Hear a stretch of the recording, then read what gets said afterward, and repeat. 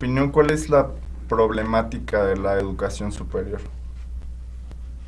Creo que es una pregunta que tiene un espectro amplísimo, porque problemáticas hay muchas. Tendríamos que probablemente enfocarnos hacia algunas situaciones específicas. En general, la educación superior, pues es el esfuerzo que hace un país, o en este caso el nuestro, en función de crear los recursos humanos necesarios para echar a andar las potencialidades y los recursos del propio país, en términos de la capacitación de los individuos a niveles profesionales y con la expectativa de generar productividad, empleos satisfactores para la población.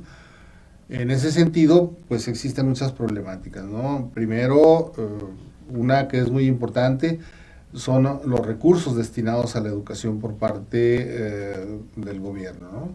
En general, los países avanzados dedican un alto porcentaje del Producto Interno Bruto para financiar aspectos de la educación superior. En el caso de nuestro país y de muchos de los países latinoamericanos, en donde está precisamente insertada la red a la que pertenecemos, pues la problemática es que los recursos son pocos, menos del 1% del Producto Interno Bruto, y eso de alguna manera limita de manera importante que la educación tenga los recursos necesarios para financiarse. Por otro lado, surgen los aspectos relacionados con la cobertura, que es justamente el interés social desde mi punto de vista de la educación, es decir, ¿a quién llega la educación?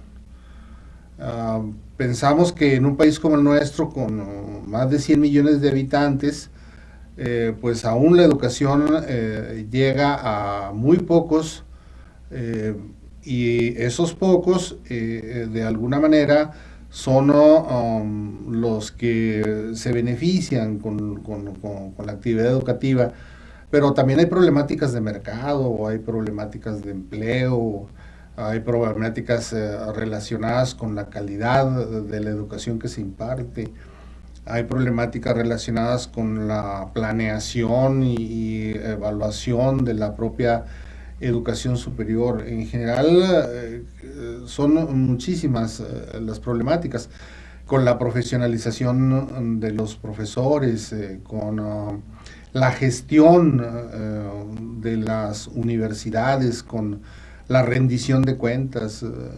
No sé si esta generalización de ideas que estoy dándote tengan que ver un poco con la pregunta. Yo tendría que ser una pregunta un poco más específica y evidentemente requeriríamos también de apoyos informativos para ser consistentes en la respuesta, ¿no?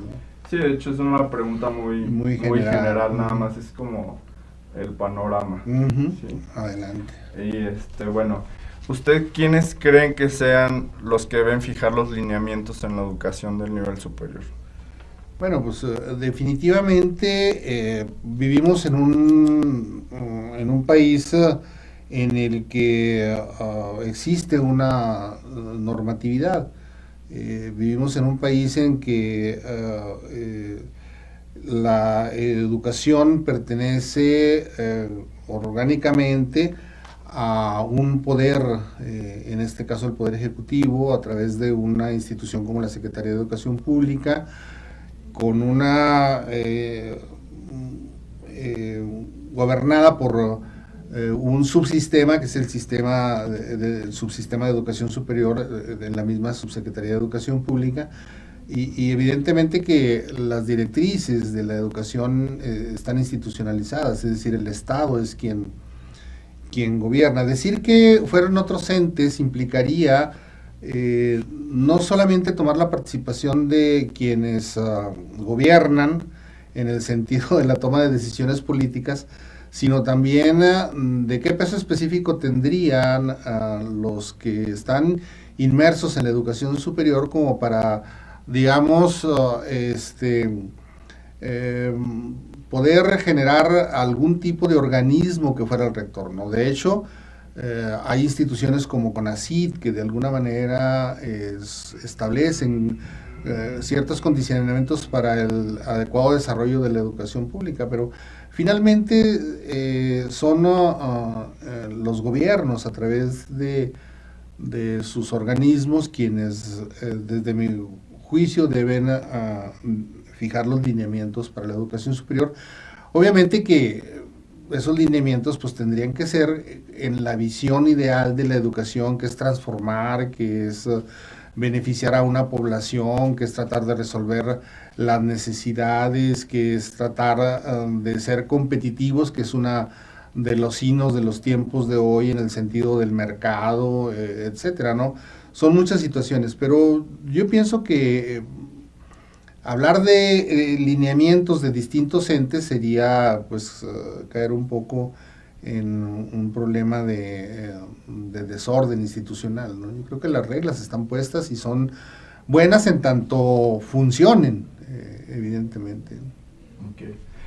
¿Qué opina usted acerca de la eliminación de la enseñanza de las humanidades, en específico de la filosofía, en las ciencias sociales? Pues como podrán notar, estimado Gerardo, yo soy de otra generación muy distinta a la de ustedes. Yo tuve la fortuna de que en nuestra enseñanza de nivel medio superior y aún en la enseñanza secundaria tuvimos la oportunidad de tocar no solamente el aspecto de la filosofía en términos de la ciencia, sino también tuvimos la fortuna de tener materias en nuestra formación que tenían un carácter más de visión universal, de formas de pensamiento distintas, de entender otras realidades, historia universal, literatura universal, ética, lógica. Nuestros profesores tenían, nos motivaban a leer, que es una de las problemáticas que creo existen hoy en la educación media, y de alguna manera esa es una forja de independencia intelectual. Es decir, pienso que es necesario que se retomen evidentemente ese tipo de no solamente materias, sino de concepciones de entender el conocimiento, más en una sociedad multicultural, globalizada como la nuestra. Yo creo que el quitar esas materias de las formas de pensamiento, de las cosmovisiones humanas, del sentido de apertura que debe tener la mente para entender el mundo en el que vivimos y para la toma de decisiones, porque al parecer parte de las tendencias generales de la educación tienen que ver con hacer individuos menos pensantes.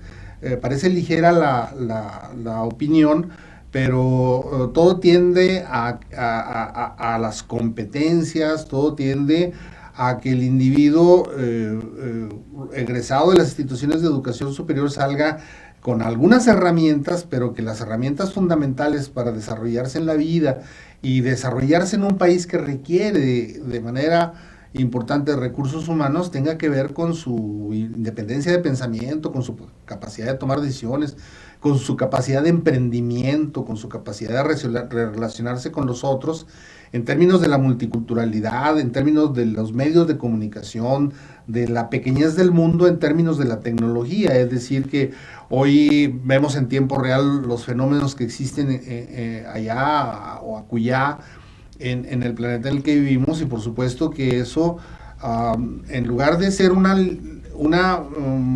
tener la capacidad de comprenderlos, de tropicalizarlos, de adaptarlos a las situaciones de nuestro país, pues me parece, al quitarnos la posibilidad de todos estos conocimientos, nos hace ser un poco más reducidos en la comprensión del mundo en el que vivimos, ¿no? Y en la adaptación a él. Claro, claro. ¿Considera usted que la investigación científica actual es realmente científica, ya que en algunos lugares el procedimiento es entrevistar, procesar datos y entregar los resultados, sin ningún tipo de análisis? No, esas son técnicas. O sea, la investigación científica por sí misma debe de seguir una metodología. Si esa metodología no es consistente, pues evidentemente no es investigación científica.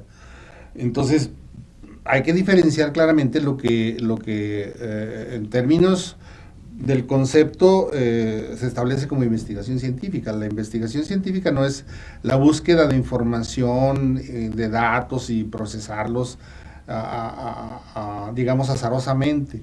En realidad la investigación científica tiene un procedimiento y esa es la metodología, cualesquiera que sea, cualitativa, cuantitativa, mixta, metodologías básicas o metodologías complejas con ayuda de instrumentos estadísticos o matemáticos en el caso de la cuantitativa, o fenomenológica en el caso de la cualitativa, pero no se puede pensar que la mera recolección de datos y con procesamientos sin análisis, como tú lo planteas, que de hecho la metodología en términos cartesianos pues es el análisis de la información para la obtención de resultados.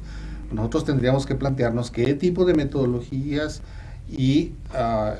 son necesarias para tal o cual estudio o para tal cual investigación, porque también eso es importante determinar. Y finalmente lo que interesa es que sea consistente los estudios en términos metodológicos. Para eso existe y se ha estudiado muchísimo y ha habido innumerables discusiones y debates en el sentido del cientificismo del conocimiento, es decir, que la ciencia, los conocimientos estén fundamentados y sistematizados de manera científica. Muy bien. ¿Considera usted que en un momento dado pueden chocar los intereses de la productividad en la investigación con la función de docente? Los intereses de la productividad ¿de quién? ¿De las empresas o de la No, de la persona como tal, o sea, de un investigador que puedan interferir con la de un docencia. investigador docente. Claro, ajá. También en ese sentido existen regulaciones. En términos generales, en las universidades públicas en la cual yo trabajo, pues existen tiempos determinados para investigación, para gestión, para tutorías y para la docencia frente al grupo. Justamente en las temáticas del Congreso se está planteando la idea de que muchos investigadores están yendo más hacia la investigación y están dejando de manera importante las labores docentes. Todo esto tiene que ver con también múltiples factores, que tienen que ver con las recompensas, que tienen que ver con los intereses propios de los profesores, etcétera. Pero no debemos de perder de vista que la universidad, y ese es un punto de vista muy personal, debiera de tener a sus investigadores, que son generadores de conocimiento, dedicados a una parte importante a la docencia, porque finalmente son los docentes que de alguna manera tienen mayor entrenamiento, por decirlo, y mayores conocimientos que aportarle a los alumnos. Entonces, socializar el conocimiento que los docentes hacen de sus investigaciones y que esas investigaciones estén directamente relacionadas con el campo en los que ellos son especialistas y que esos especialistas desde el punto de vista de la información se supone novedosa que tienen o de punta tendría que ser justamente el complemento que los alumnos recibieran en términos de información y que esos docentes también estuvieran asociados directamente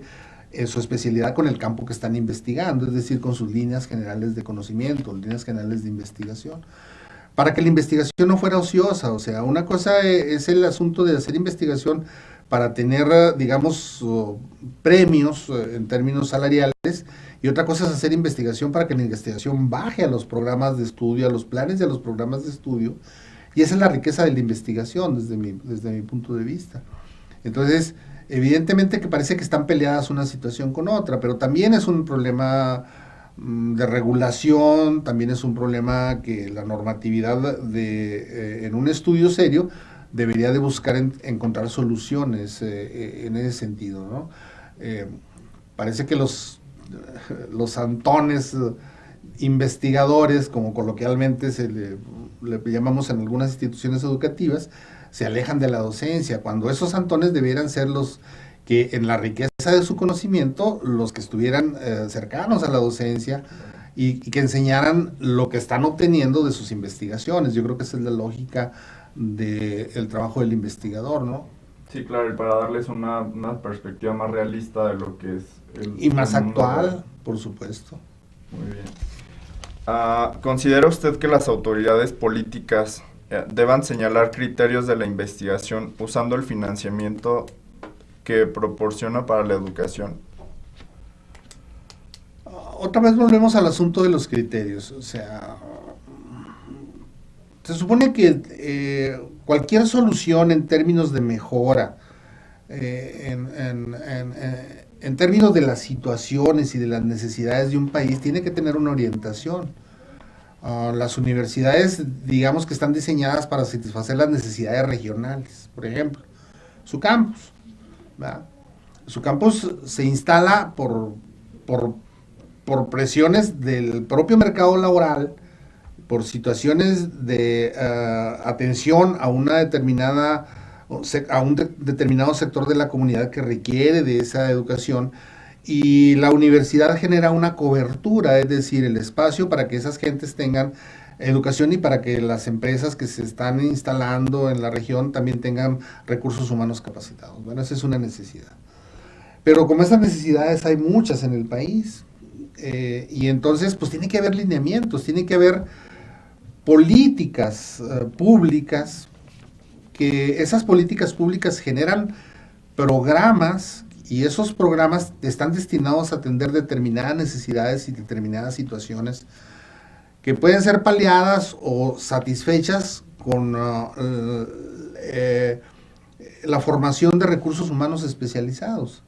Entonces, vamos, pensar que sin reglas, pensar que sin la institucionalidad que se genera a partir de las ideas de las que tienen que ver con los individuos que gobiernan o con las instituciones que gobiernan,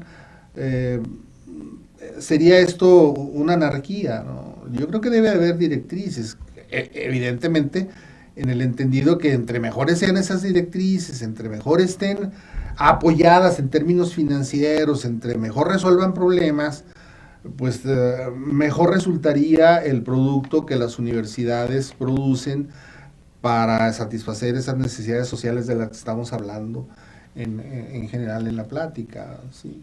No sé si responda tu pregunta, Sí, ¿no? sí, muy bien. ¿Considera usted que el contexto de la investigación actual induce a los investigadores a no leer las obras completas y buscar, cortar y pegar para la realización de su investigación?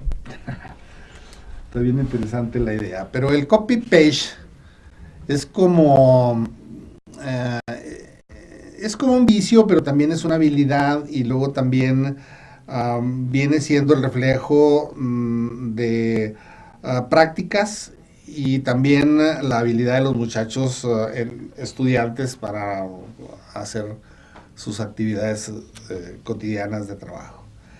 El investigador debe atender a conocimientos previos, debe atender a ciertas líneas de investigación específicas, y yo pienso que no es necesario leer las obras completas. Claro que hay obras que son fundamentales y que necesariamente están esas obras en relación directa con la formación profesional del investigador, como investigador y como especialista de un área de trabajo.